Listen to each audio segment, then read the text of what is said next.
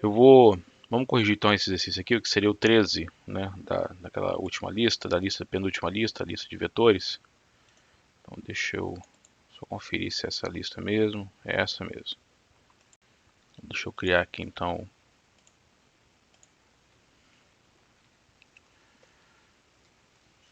a entrada aqui. Tá aí. Então vamos lá. Faça um algoritmo que leia 20 números reais e calcule e imprima o desvio padrão, a variância, utilizando essa fórmula aqui abaixo. Então vamos por partes, tá, pessoal? Vamos aqui declarar o nosso vetor, tá? Eu vou declarar esse vetor aqui com 20 números, tá?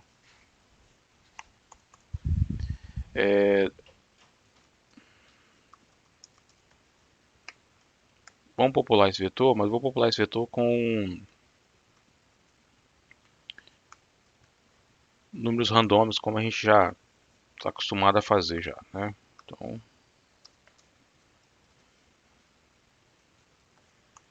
aqui multiplicar por, sei lá, multiplicar por 100. Eu vou imprimir aqui na tela,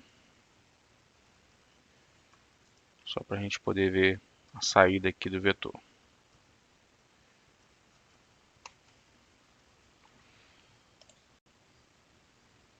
Tá aí, tá? Os 20 números aí armazenados dentro de um vetor. Então, isso aqui se chama desvio padrão, que ele me dá ali um valor aí que calcula para mim o grau de dispersão, quão dispersos estão os números, né? Às vezes eu tenho 20 números que estão muito próximos, então o desvio padrão é pequeno, mas tenho números que estão muito distantes, então vou ter um desvio padrão grande, né? É o grau de dispersão ali de uma série qualquer. Como é que é feito o cálculo desse cara aí conforme a fórmula, né? É a raiz quadrada de 1 sobre n é a quantidade de números que eu tenho, tá? Eu calculo, é o que nós chamamos aqui, ó, dado um número menos a média das séries elevado ao quadrado. Então aqui é a diferença ao quadrado de cada um em relação à média, o valor mediano, a média o valor médio da série de números, tá? Dividido pela quantidade de números. Isso aqui é a variância. Quando eu calculo a raiz quadrada da variância, eu tenho o desvio padrão, tá? O desvio padrão é adimensional. Mas aí eu coloquei um passo a passo. Primeiro, vamos calcular o valor médio. Para calcular o valor médio, pessoal, então eu vou criar aqui uma variável que vai ser a soma, tá? E eu vou criar aqui uma outra variável que eu vou chamar de xmed, que vai ser o valor médio dessa sequência. Vou aproveitar esse loop aqui e já vou armazenando aqui dentro. E aí, ó, o xmed nada vai ser que a soma dividido pela quantidade de elementos que eu tenho ali, que eu sei que é 20, mas eu vou usar o padrão do length para fazer um algoritmo mais reusável, tá? Então aqui, ó, a gente calcula o valor médio dessa sequência. Depois, para cada elemento do vetor, eu vou calcular essa diferença, tá? Que seria o elemento menos o valor médio, e isso é elevado ao quadrado, e acumula-se isso, soma-se isso, tá? Então vamos lá. Mais uma vez, vamos fazer aqui a interação aqui eu vou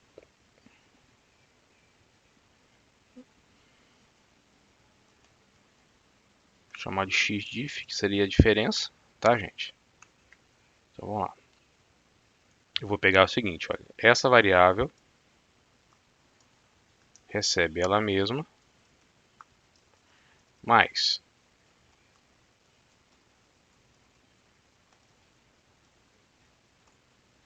de o elemento na posição i menos a média dos elementos, isso elevado ao quadrado. Então, nesse loop aqui, pessoal, a gente resolve isso aqui, esse somatório aqui, o somatório dos quadrados e diferenças, tá? Em relação à média da sequência numérica. E aí, quando eu divido esse somatório do quadrado de diferenças pela quantidade de elementos, eu tenho o que nós chamamos de variância. Como eu estou falando ali para vocês. Então, variância vai ser esse cara aqui dividido pela quantidade de elementos.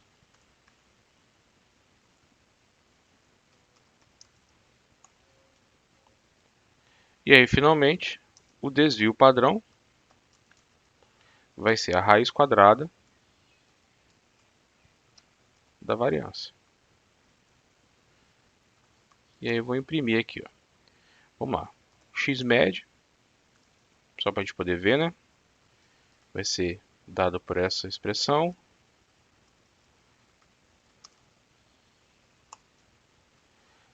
Vou colocar ali também a variância.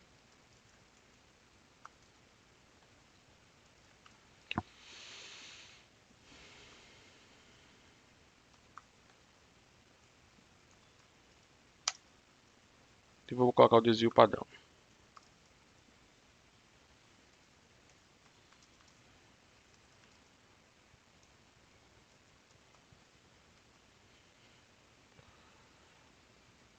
Deixa eu só...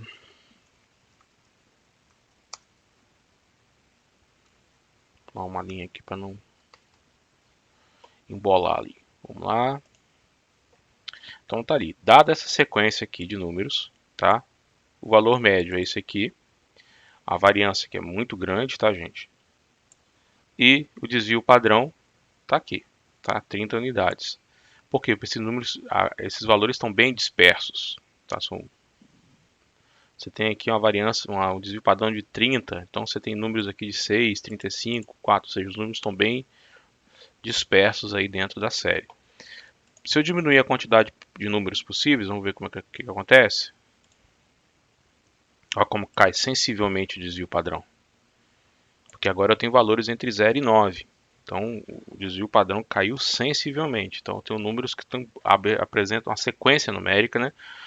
Ou uma série temporal, seja o que for de análise, que apresenta aí uma dispersão menor dos números. Isso aí que é um estudo exatamente desses números para a gente saber como é que está a distribuição de valores aí. Ok? Alguma dúvida aí, pessoal?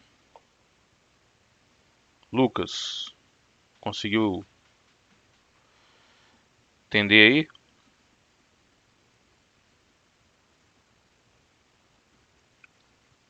Beleza.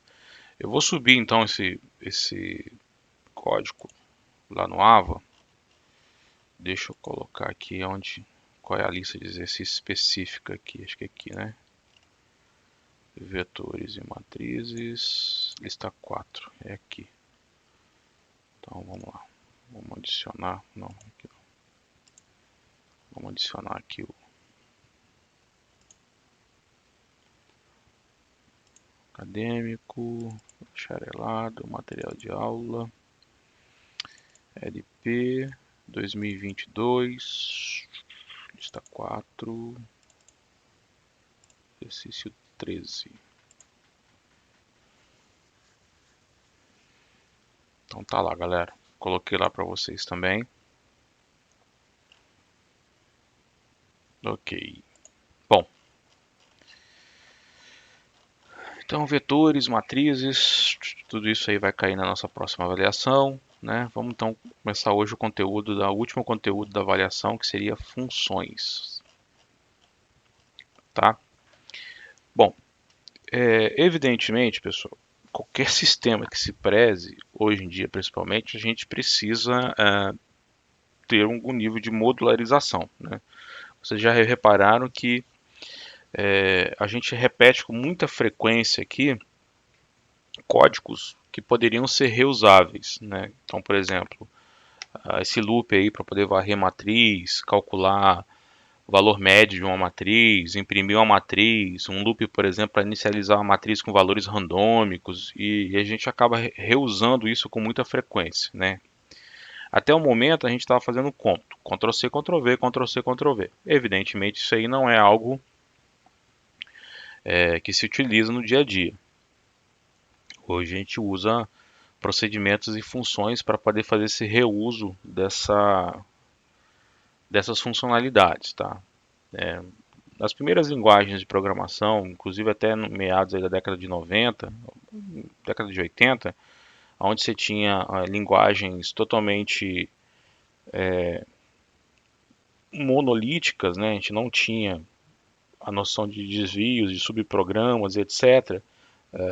Trabalhava-se muito com esse tipo com essa sistemática, né? Evidentemente, depois que você começou a ter linguagens procedurais, com a noção de subprograma, procedimentos, isso facilitou muito, né? Então, qual que é o uso então de trabalhar com rotinas, subprogramas? Primeiro, reduzir a complexidade, né, dos programas em geral, né, que você acaba facilitando aí, quebrando o problema em subproblemas, né? Isso aí uma prática importantíssima para a resolução de problemas complexos, né? Eu quebro um problema complexo em subproblemas e resolvo cada um dos pequenos problemas até resolver o problema maior. Fica mais fácil também identificar erros, tá? O reuso, manutenção e a capacidade de expansão também da solução fica mais simples também, tá? Normalmente os subprogramas, eles quando são chamados através de um processo principal, então eu tenho aqui um fluxo principal de execução do meu algoritmo e vou chamar os subprogramas à medida que eu vou executando esse fluxo principal. Nós aqui vamos trabalhar com o que nós chamamos de chamadas síncronas, tá? O que é isso? Eu tenho um fluxo principal aqui do meu algoritmo, eu chamo um subprograma, a execução é desviada para esse subprograma, executa-se essa subrotina e retorna-se ao fluxo principal do algoritmo. Tá? Isso são chamadas síncronas. Chamadas assíncronas é quando eu tenho a execução do fluxo principal, em paralelo a esse eu disparo a execução de um subprograma ou de um fluxo paralelo. E os dois continuam em paralelo. Tá? E em algum momento existe uma sincronização entre os dois processos, tá? E são chamadas assíncronas. Nós não vamos trabalhar com chamadas assíncronas aqui, a gente vai trabalhar apenas com chamadas síncronas, tá? Um exemplo de rotinas assíncronas: você está no seu navegador, você starta um processo de download de um arquivo e continua navegando na página, tá? Isso são rotinas assíncronas. Aqui a gente só vai trabalhar com rotinas síncronas, tá? Bom, por exemplo, quando a gente tem o nosso código que eu chamo o print, eu estou chamando uma função. Nós já usamos funções desde da nossa primeira aula aqui, né? E vocês, como viram em TP2 provavelmente, lá em C, vocês já sabem o conceito de funções e procedimentos e etc. Tá? Então a ideia aqui é ver aqui no Java como é que eu vou criar essas funções e procedimentos.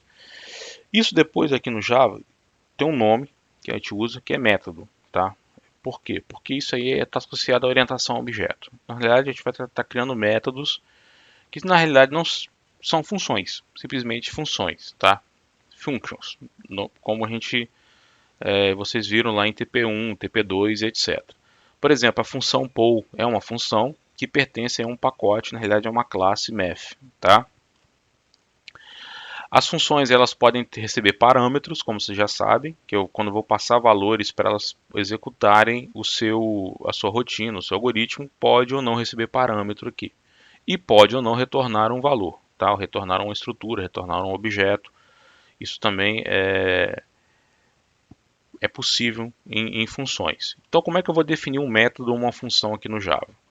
Eu vou ter um modificador de acesso, o tipo de retorno da função, o nome da função, abre parênteses, a lista de argumentos dela, fecha parênteses, tá? Abre chaves, abre o corpo da função, fecha chaves. Isso aqui, tirando o modificador, tudo isso aqui vocês já viram lá em C, tá? É a mesma coisa, não muda em nada.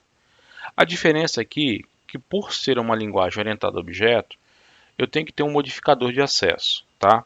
Esse modificador pode ser um public, um protect, um private ou um static. Por enquanto, pessoal, nós vamos trabalhar apenas com o modificador do tipo static. Quando a gente for ver orientação a objetos, vocês vão entender por que eu uso esse static aqui, tá? Mas nesse momento, a gente só vai trabalhar com static, tá? Como modificador de acesso à função. Acesso aqui, são questões de orientação a objeto, que a gente vai ver lá em orientação a objeto. É acesso ao método dentro de uma classe. Isso a gente vai ver lá em orientação a objeto depois da nossa segunda avaliação. Mas por enquanto a gente sempre vai usar o static ou static como modificador de acesso. O retorno, pessoal, é um tipo válido do Java, podendo ser qualquer tipo primitivo, podendo ser qualquer classe criada. Se não for retornar nada, obviamente tem que ter um void, tá? Isso aqui é obrigatório. Esse void diz que minha função não retorna nada, então não se espera nenhum tipo de retorno da função. O nome da função deve obedecer às regras de nomeação de variáveis, de estruturas no Java, igualzinho no C, tá? Sem caractere especial, sem espaçamento, etc. Tá? Normalmente a gente coloca um verbo no infinitivo. Por quê?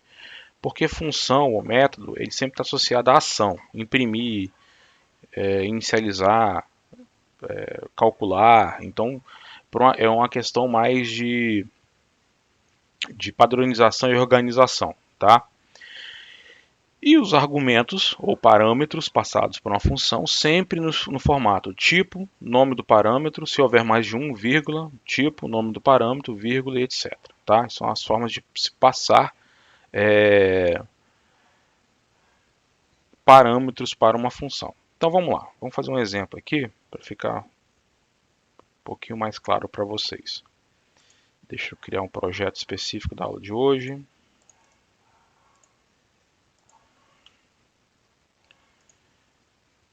Aula do dia 23 não, né? 24, né?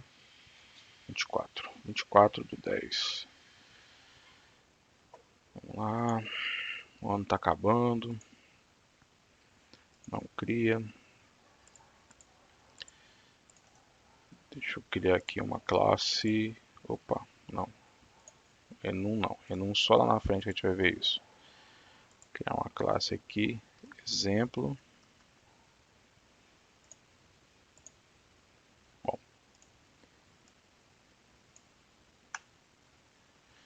Então, ó, aí eu já posso apresentar para vocês. Isso aqui já é um método, é uma função, tá? Onde eu vou criar uma nova função? Dentro da classe exemplo, eu vou olhar aqui static, por exemplo. Não retorna nada. O nome da função. E no caso, essa minha função, ela não vai ter nenhum parâmetro, tá? Ela não vai receber nenhum parâmetro. Vou fazer um import aqui.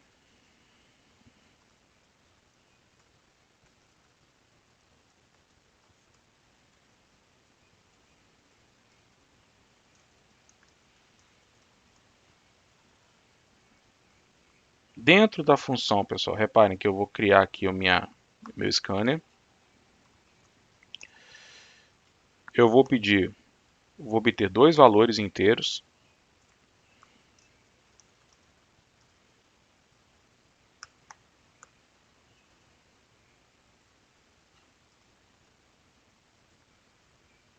Isso dentro da função.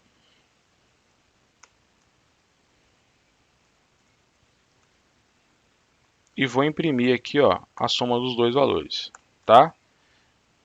E aqui eu vou fechar ali em cima o scanner. Como é que eu vou chamar essa função? No meu método principal, simplesmente chamo a função, abre e fecha parênteses, né, porque ele não tem parâmetro nenhum recebendo, argumento nenhum. E aí o fluxo é desviado para dentro dessa função, tá? Como vocês viram lá em TP2, eu acho que vocês viram isso em TP2, né? Funções lá e procedimentos em C. Se a gente executar aqui agora, tá aí, ó, rotina.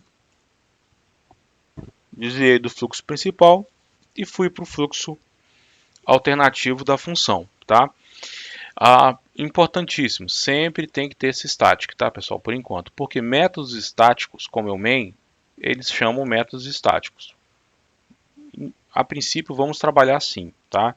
É muito comum os alunos esquecerem de colocar o static na hora de definir uma função aqui, e aí começar a dar erro e ficar desesperado, tá?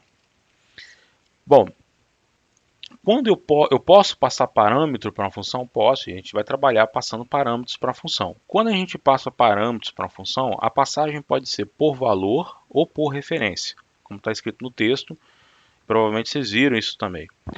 O que é a passagem por valor?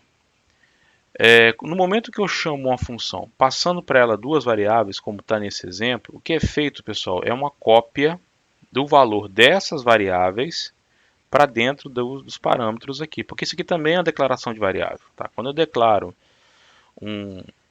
uma lista de parâmetros, são variáveis que vão estar visíveis dentro da função. Então, quando eu passo tipos primitivos como esse, o que é feito é uma cópia desse valor. Isso significa o quê?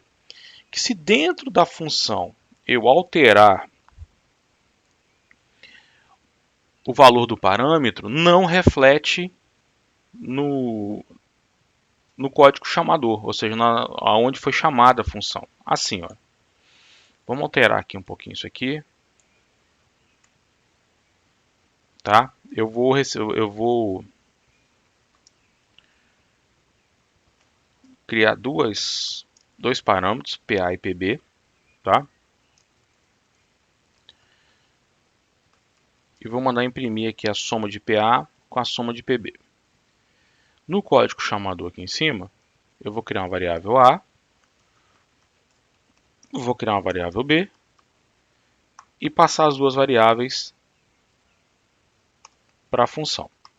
Beleza? Beleza, vamos lá, vamos executar. O que te espera ver é o 20. Ok. Só que eu vou alterar um pouquinho isso aqui. Ó. Eu vou dizer que o parâmetro PA, eu vou somar para ele uma unidade nele.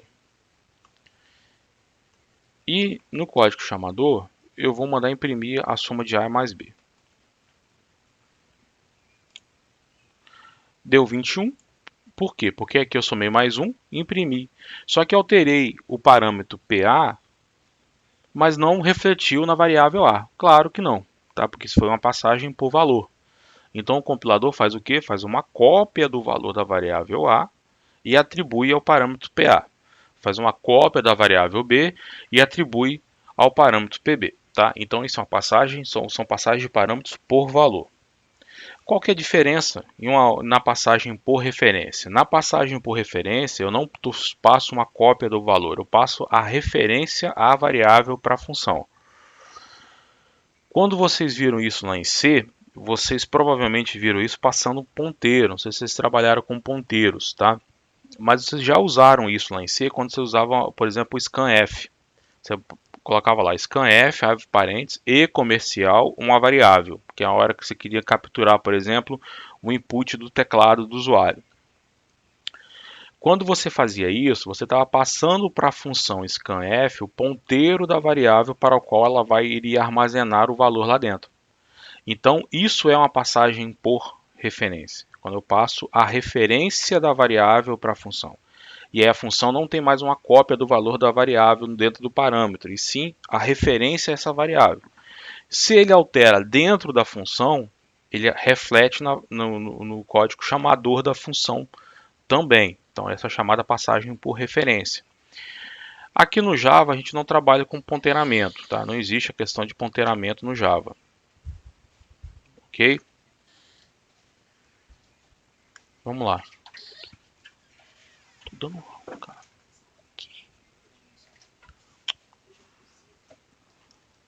Então, vamos ver lá.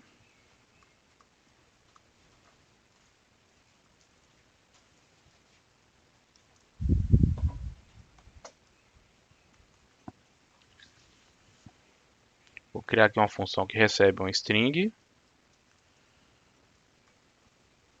Será que string, como é que é a passagem por string? String a gente já viu que na realidade não é um tipo primitivo, né?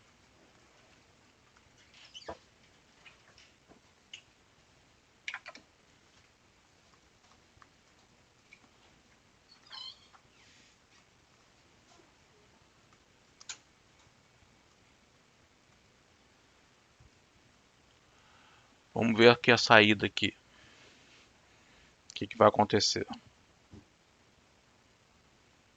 Só um instante, pessoal.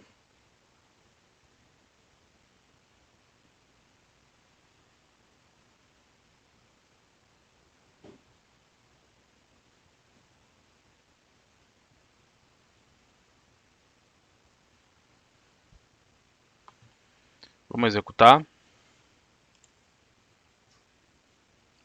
Continua vazio. Por quê? Porque no caso de string, continua sendo ainda aquele comportamento primitivo dela. Então, ou seja, mesmo alterando a string aqui dentro, o comportamento da string continua sendo primitivo, apesar de ser um objeto. Agora reparem, se a gente for trabalhar com um vetor.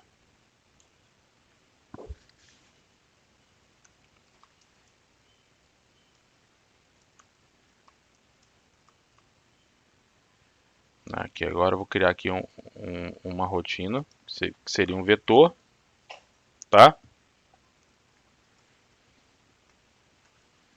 Vou chamar aqui de inicializar vetor.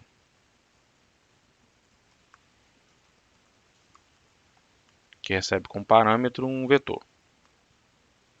Vou chamar até de um outro nome para não confundir as coisas, tá? Então a posição 0 recebe 1, a posição 1 recebe 2, a posição 2 recebe o 3, tá, pessoal?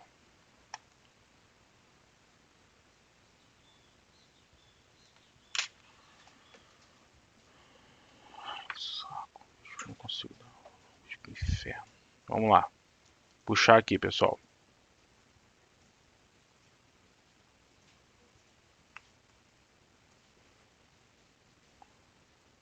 Vou chamar aqui o vetor V, tá? Passei ele para lá e vou tentar imprimir aqui a saída do vetor.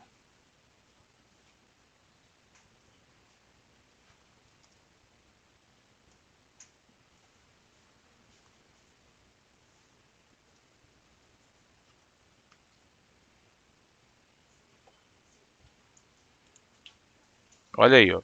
Estão vendo? A passagem no caso de vetor é por referência.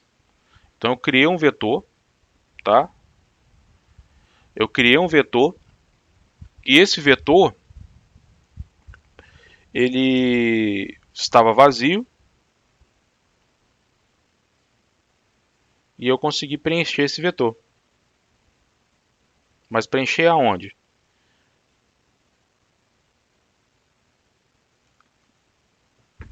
Dentro da função. Aqui que está o detalhe. Eu usei a função para isso, eu criei o vetor dentro da função, preenchi o vetor dentro da função e essa passagem é uma passagem por referência. O que acontece basicamente no Java? Passagens quando eu passo objetos para funções, a passagem sempre é por referência, tá, pessoal? Então esse é um cuidado que vocês têm que ter quando trabalhar com Java. Toda vez que eu passar um objeto para uma função, essa passagem é por referência, tá? E aí não tem como eu mudar esse comportamento, tá? Então, ou seja, passando tipos primitivos, passagem por valor. Passei objetos, passagem por referência, como está descrito aqui no texto, tá, pessoal? E quais tipos de retorno eu posso ter da função? Olha, os tipos de retorno que eu posso ter da função é qualquer tipo mesmo, tá? Inclusive o vazio, que seria o tipo void, tá, pessoal? Esse tipo void seria o tipo vazio para a gente, tá? Só um instante.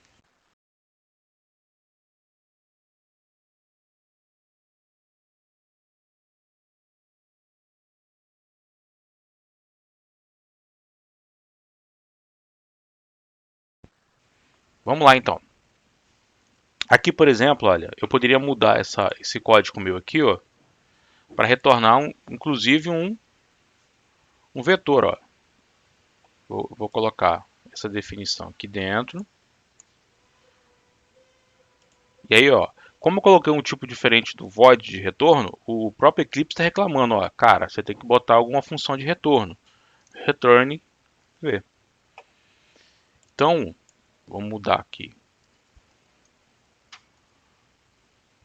Esse cara aqui, arrancar esse cara daqui.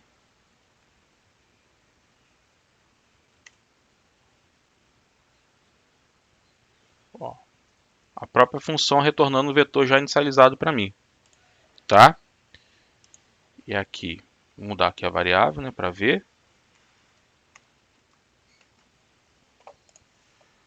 Vamos executar. Ali, ó. Ou seja, uma função, por exemplo, retornando um vetor inicializado. Também é possível a gente fazer isso. Inclusive, eu vou alterar aqui, ó, aquela função que está imprimindo para receber aqui um vetor de inteiros e imprimir. Olha aí, ó, fazendo reuso. Ó.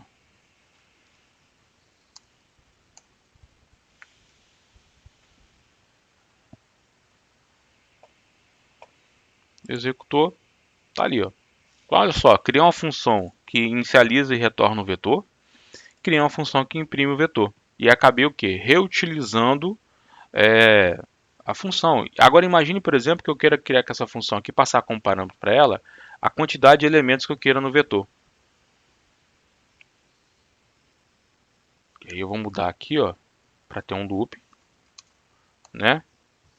E para cada elemento de V, eu vou colocar ali um número randômico.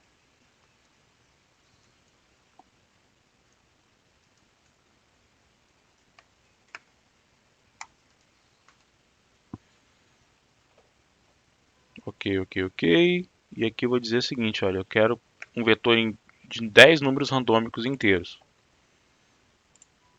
Olha aí. Não, agora eu quero um vetor com 5 números randômicos, 5 elementos randômicos. Ok, pessoal? Então o que acontece? Retornos de função pode ser números primitivos, retornos de funções pode ser objetos complexos, retornos de funções pode ser inclusive o vazio, tá? Alguma dúvida aí, pessoal, sobre isso?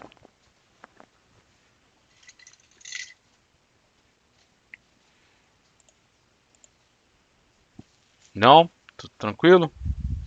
Então vamos começar a fazer os exercícios, pessoal. Para a gente começar a conversar um pouquinho sobre os exercícios, dentro daquela dinâmica, eu proponho, dou um tempo, vocês tentam resolver, eu venho corrigindo, para a gente poder também não ficar muito enfadonho, né?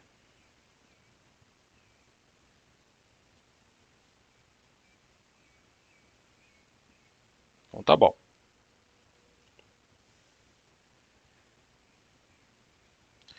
Vamos lá, vamos propor um exercício então, para vocês fazerem aí, então. Vamos lá.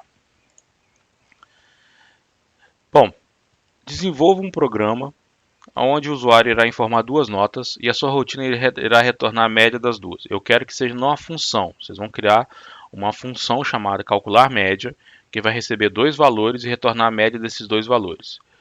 Então você vai ter um programa, uma função que vai receber esses valores, que você vai receber esses valores pelo usuário, chamar a sua função e a sua função retornar a média desses dois valores aí, tá?